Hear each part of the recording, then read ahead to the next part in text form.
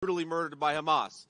Today, in the United States, there are literal pro-Hamas protesters around the country calling for a ceasefire.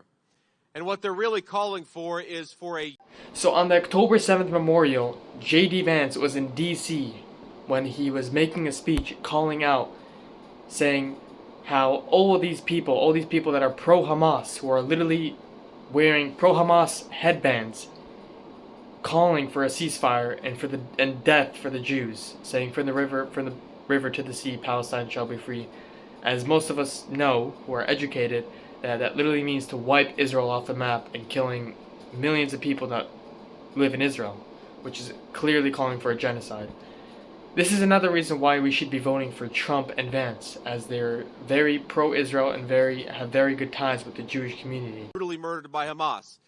Today, in the United States, there are literal pro-Hamas protesters around the country calling for a ceasefire. And what they're really calling for is for a unilateral surrender. I have a different message. The only way this war is going to end is when Hamas gives up its arms and stops the fighting and lets the hostages come home. That is the way to end this conflict.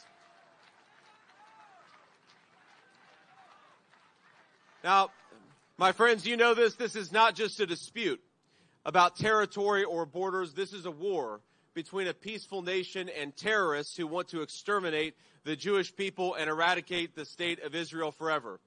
I know there are a lot of Americans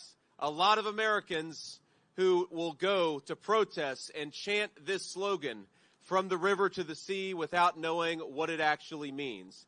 And so I'd ask my Americans who chant that terrible thing, ask yourself, what river and what sea? When you say from the river to the sea, what you are fundamentally promoting and fundamentally celebrating is the end of a Jewish state altogether.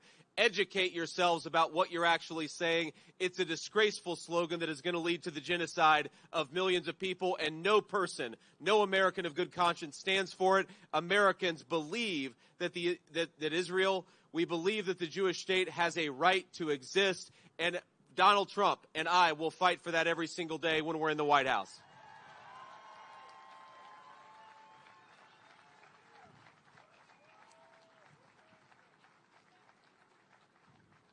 This past year, we have seen students in our own country sometimes supporting Islamist radicals, destroying property, and threatening Jewish students and professors.